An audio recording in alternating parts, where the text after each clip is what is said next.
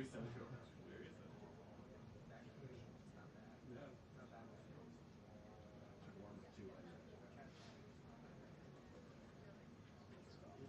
This is the Cedar Gate up in Norfolk. And so our life is 50 degrees right now, currently. Do you normally exactly normally use space heater because air conditioning our booth is broken up for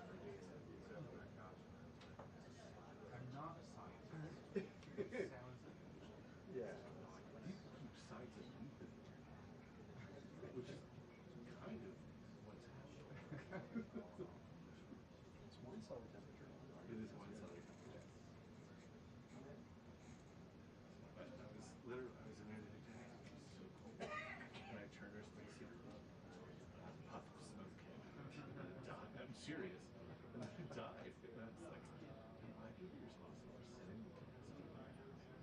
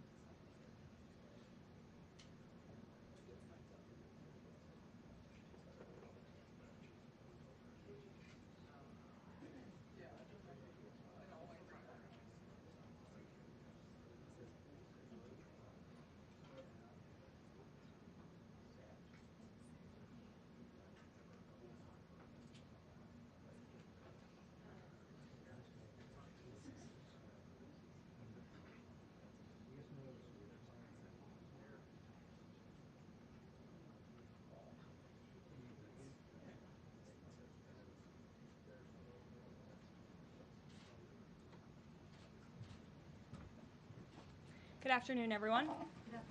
Good to see you here today. Good morning, Gabe. We'll begin today with a few scheduling announcements. Later this afternoon, President Trump will welcome the Los Angeles Dodgers back to the White House to celebrate their second consecutive World Series championship. Tomorrow night, the president will attend the White House Correspondents Association Dinner Round 2, celebrating free speech and the First Amendment alongside all of you, members of the media. The president looks forward to finishing what he started before a despicable assassination attempt derailed the original event back in April, as we all know. And I encourage everyone watching tomorrow night to tune in for what promises to be a very entertaining and memorable evening. Looking ahead to next week, on Monday, President Trump will travel to Michigan to deliver remarks on the economy. On Tuesday afternoon, the president will deliver a tribute honoring the life and legacy of his dear friend, Senator Lindsey Graham, at the National Cathedral. And next Friday, the president will host the 13th cabinet meeting of this term at Camp David, which will be a lot of fun and something different for the cabinet to experience together. Turning now to the economy. A little more than a year after President Trump signed the working families tax cuts into law, this historic legislation continues to deliver on its promise, unleashing a genuine boom for American workers, families, and small businesses.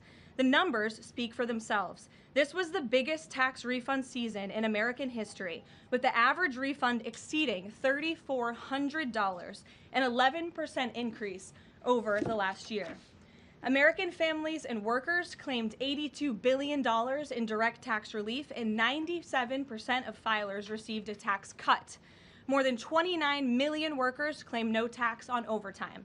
More than 35 million seniors claimed no tax on Social Security. And nearly 8 million workers claimed no tax on tips. Thanks to the other pro-growth provisions in the working families tax cuts, like making the 20% small business tax deduction permanent and delivering 100% expensing for new factories, equipment, and research, the Trump administration is setting up American manufacturers and workers to thrive like never before. Just this week, the National Association of Manufacturers, which is the largest manufacturing association in the country, released a detailed report showing exactly how these tax cuts are driving investment, job creation, innovation, and long-term growth in all 50 states. In fact, I'd like to take a moment to highlight just a few of the real American businesses that this law is helping. Pivot Manufacturing in Arizona made the largest equipment purchase in company history after the Trump tax cuts gave them the long-term certainty to invest with confidence. Winton Machine Company in Georgia is on pace for the best year in its history. Ketchy Inc. in North Carolina was able to purchase new machinery and expand its workforce by 25%. And Juergens in Ohio expanded its brand new facility to increase production, and they're also paying their workers even more thanks to the no tax on overtime provision. These are not just great statistics, these are American businesses with the confidence to grow, hire, and invest right here at home rather than offshoring their jobs. And a business opening or expanding in this country means more opportunity and higher wages for American workers. It means a chance for the American dream for young families, and it means restoring the belief that we can make and build things right here at home. This is what President Trump promised, and it's exactly what he is delivering with the help of Republicans in Congress. Democrats throw around the word affordability a lot, but when they had the chance to vote for the largest middle-class tax cuts in history, they refused. If Democrats got their way, it would have meant the largest tax increase in history, $4 trillion. 90% of Americans would have seen their taxes go up, and it would have been a complete disaster for our economy. That's the Democrat solution to, quote, affordability. It is raising your taxes. So I hope the press will cover more of the massive success stories resulting from the working families tax cuts and point out that every single Democrat on Capitol Hill voted against every single common sense provision that put more money back into the pockets of the American people. Finally, on the energy front, after this briefing, President Trump will participate in a historic ratepayer protection pledge event at the EPA headquarters down the street. The president will expand the ratepayer protection pledge to governors, state legislatures, developers, and power providers to ensure that everyone involved in building and powering data centers pays their own way, instead of passing those costs on to hardworking families.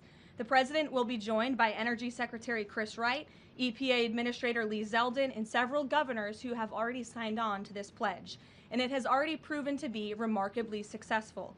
Nearly 200 additional stakeholders have signed on since it was first announced, including utilities, data center developers, public power authorities, co-ops, and state governors. As a result, the pledge now covers 80% of all the power delivered to American homes and businesses. President Trump's bold leadership is turning data centers from a source of concern into engines of growth and opportunity for communities across this country, all while cementing America's dominance over China in the global AI race. The president is ensuring the American people are never left footing the bill so private companies can benefit. Instead, President Trump is leveraging the data center boom to deliver real, tangible benefits for working families and small businesses. So we have a busy day here, rest assured. I'll take some questions. And here in our new media seat, we have Cam from Town Hall. Cam, thank you for being here. Why don't you kick us off today? Thank you. Two quick questions. One on Congress. First off, Speaker Mike Johnson passed a continuing resolution earlier this week. John Thune has said he wants to work with Democrats to find a way to fund the government. What is the White House's stance on the best way to keep the government funded? Well, the White House's stance is that the government needs to be funded. This president and Republicans on Capitol Hill from both chambers, as you just mentioned, the House and the Senate Republicans want to keep the government open. We want to work together to find ways to do that, and the White House will continue to have discussions with Senate leadership on the best path forward. I don't want to get ahead of those conversations, but the most important thing for the American people to know is that this president and this White House wants the government to remain open, unlike the Democrats in this town who have been acting as obstructionists. We've seen time and time again, they have chosen to block this administration, to block Republicans in Congress from keeping our government open, which does not help anyone, and it especially hurts the American people who depend on our government remaining open so they can access the critical services that our government provides to so many Americans across the country. So these conversations are continuing, but I think I just made the president's position quite clear. Thank you. And then on the Saudi Arabian nuclear deal, what steps is the U.S. taking to get Saudi Arabia to sign the Abraham Accords? Sure. Well, the president himself has spoken on this many times. His Truth Social post this morning, and I will read it for those at home who missed it. The civil nuclear deal, there will be no enrichment of material, an important point being made between the Department of Energy and Saudi Arabia, which pertains only to non-military use. Will be approved, but is totally subject to Saudi Arabia joining the very respected and successful Abraham Accords. The United States is not opposed to civil nuclear facilities, as we all know. Look, this is a condition that the president has spoken about many times with our Gulf and Arab allies. He wants to see these countries sign the Abraham Accord. It was one of the most historic accomplishments of his first term, and it continues to be a long-term goal of his to expand those accords to ultimately come to a place where the Middle East can be a peaceful and stable region. And yes, this deal with Saudi Arabia, the energy deal, is contingent on this condition as far as the president is concerned. So we'll continue to talk with our Saudi counterparts to get the deal finalized and hopefully see them joining the Abraham Accords very soon. Thank you. Gabe. Karoline, thank you. With regards to the Saudi nuclear deal, why was that condition not mentioned yesterday when the Energy Secretary announced it? Well, look, the president is always the final deal maker, as you know, and this is something that he has mentioned on numerous occasions going back. I can provide you with those statements, and he has said if they don't join the Abraham Accords, the deal is off. So we'll continue to have those conversations with our Saudi counterparts moving forward. So the deal is dead if Saudi Arabia doesn't join. And have you any indication that Saudi Arabia is even considering this? Again, the president has spoken directly with the Saudis about this in numerous conversations in the past, and the administration will continue to engage in those conversations. Alexandra. Will it be exempt from international inspections as part of this deal if it moves forward? I don't want to comment on the specifics of the deal as we're still, again, as I just said, talking especially about this very important condition that the president raised this morning. Alexandra. So good to see you now that you're back. You too. So Treasury Secretary Bessent voiced concern this week on China potentially distilling or stealing AI technology from the United States, kind of manipulating it as their own. Anthropic said that the largest distilling attack happened last month. Do you think this will come up when the president meets with President Xi in September? Well, I have had the honor of being part of some of the meetings and discussions between President Trump and President Xi, and I can tell you there is always a wide range of topics that come up. I would imagine this would be something, it's of high importance to the president and of this administration to obviously ensure that America remains dominant in the AI race, and we're obviously tracking the particular situation that you mentioned. I have one more if you don't Sure. mind. This week we've seen some major players in Democrat politics voicing or alerting really on how much influence socialism, communism has had now on kind of mainstream Democrat politics. Is there any chance that the president would be interested or is considering working with left of center Democrats to push back on this? Well, unfortunately, we don't seem to have too many of those left in the Democrat Party. We have literal self-proclaimed communists who are winning elections and who are claiming to be the new leadership of the Democrat Party. I think the vast majority of Americans understand the dangers of communism. Just look at countries all over this world. As an example, Cuba right now is a country that is about to be a failed state because of the communist policies of the past several decades. Communism should never be allowed to lead this country, and the president obviously is strictly opposed to it and all the dangers that it reaps. We've seen it happen across the world. Meredith. Just to continue on the Saudi nuclear deal, do the Saudis agree with this interpretation since it wasn't part of the initial agreement? And has the president talked to MBS since this new condition was announced? As you know, the president just put out this statement a few hours ago. I don't believe he's had a call with MBS in the hours since. However, this is something that he has raised in previous conversations and has also said many times in the past. John, in the back, go ahead. Caroline, in regards to this deal, in the past the Saudi government has said they will not consider entering into the Abraham Accords unless and until there's a Palestinian state. What makes you think that they're going to change their minds on their position regarding that? Again, I won't get ahead of the president's conversations, but this is something that he feels very strongly about and has spoken about it in the past and will continue to uphold. Can I ask you one other question? Sure. Just playing devil's advocate, why does Saudi Arabia get a civilian nuclear deal, but Iran doesn't get a civilian nuclear deal? Well, again, this agreement is still being worked out. Well, it will eventually, hopefully, be finalized with the condition that the president spoke about this morning. But this agreement in particular, as it's been discussed thus far, does give priority access for American companies in the Saudi nuclear energy program, which will ultimately benefit American industry workers and supply chains. So the deal that has been discussed thus far and will continue to be discussed absolutely puts America first, and that's obviously very important to this president. Ed. Caroline. So Friday, the Section 122, the 10% global tariff, goes Yes. away. Is the president going to ask Congress for an extension, or what's next? Well, I know the USTR, our great Jameson Greer, trade representative, will be having an announcement on that very soon, later today. I don't want to get ahead of him, so I would just tell you to stay tuned for more details. Okay, and then one more on the president's going to have some big utility companies at this event later on today. We're now a year and a half, so to speak, into his pro-energy policies. Is he going to pressure those executives to lower energy prices, not just maintain the prices? Well, look, as I mentioned earlier, the Ratepayer Protection Pledge is a novel idea drawn up by this president and his team to ensure that data centers in communities, where those communities want data centers, that these big CEOs and energy companies are picking up the tab for the energy costs in these communities, so the American taxpayer not being fronted with those bills. And the pledge today is being expanded to acknowledge all elements involved in building and operating data center, the governors who appoint the state regulators, who set the power prices, the utilities and the co-ops that sell the power, and in addition to the tech companies that have already signed the pledge.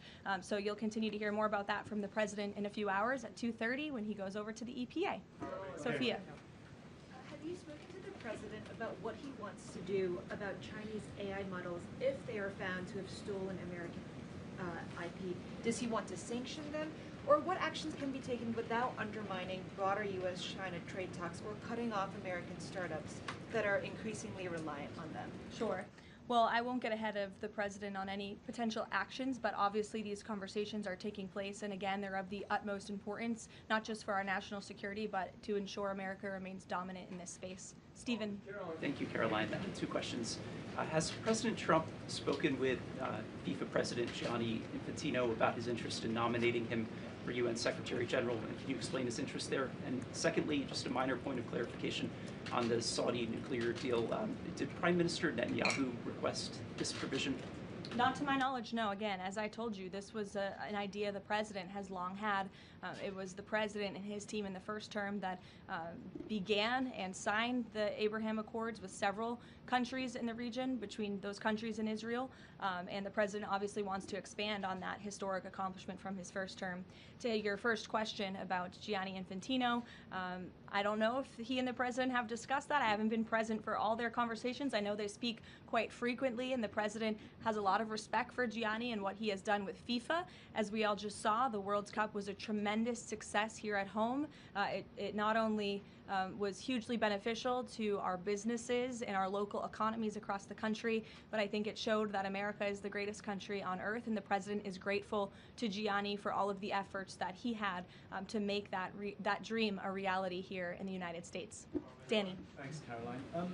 Is President Trump or the administration, do they have any plans to intervene in the extradition process for the Tate brothers? No, we've already answered that question. Elizabeth. Thank you, Caroline. Secretary Mullen said that election officials that knowingly allowed non-citizens to vote could be prosecuted and fined. Is this option being considered in New Jersey after the governor revealed that thousands of non-citizens were registered to vote there? Well, for any prosecutions, obviously, I would always defer you to the Department of Justice. But what I will say on New Jersey and this governor, the fact that she just all of a sudden decided to put out a press release saying President Trump and Republicans have been right about non-citizens on our voting rolls is not a coincidence. I think this governor is saying this because she realizes this administration is serious about getting to the bottom of illegal aliens voting and being on our voter rolls in our country.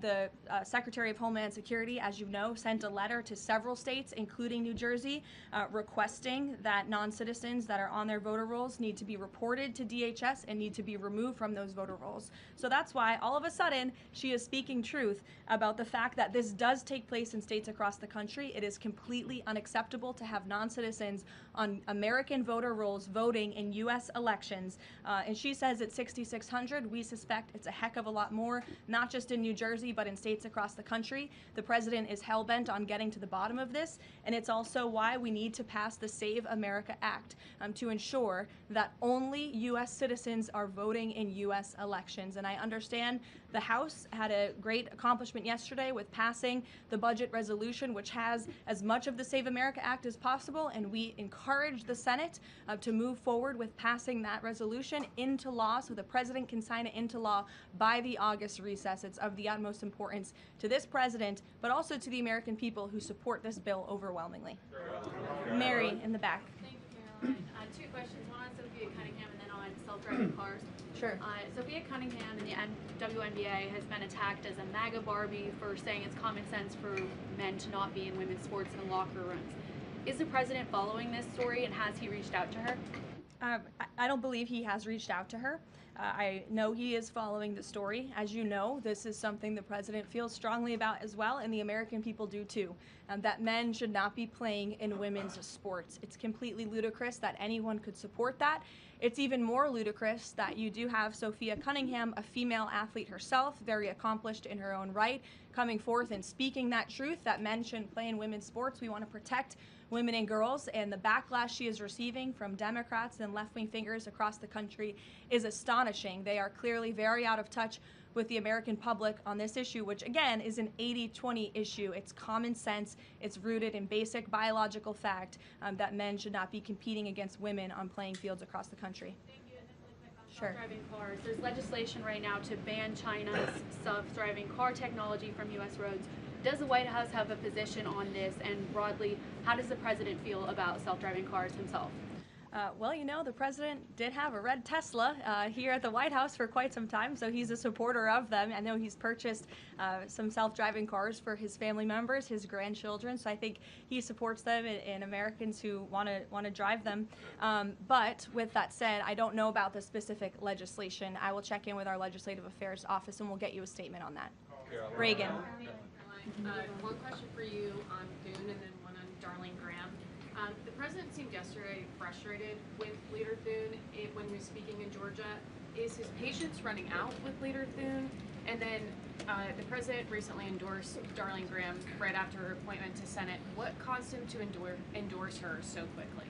The president met with Darlene and thought she will be a great representative for the great people of South Carolina and will carry on her brother's legacy of public service in that beautiful state. So the president is fully supportive of Darlene in her honorable decision to run and, again, to continue her brother's legacy. With respect to your first question on, remind me? And if his Yes. patience is running out. Look, the president spoke about this directly yesterday. His patience is running out. He wants to see as much of the Save America passed as possible by the August recess. He knows that's what the American people want to see passed. He was just traveling on the road yesterday, spoke about this, and there was a very loud applause from the people in the audience, the everyday Americans, because voter ID is common sense. They want proof of citizenship in our elections, and the president feels very strongly about that. And I would just add, the American people elected overwhelmingly Republicans to lead not just this White House, but also the House and the Senate. The House did its job. The Senate needs to do its job too. I know it's a brief briefing today, but you're going to hear from the president directly twice today at 2:30 and also at 4:30. And we will see you all tomorrow night at the Correspondents' Dinner. Thanks, guys.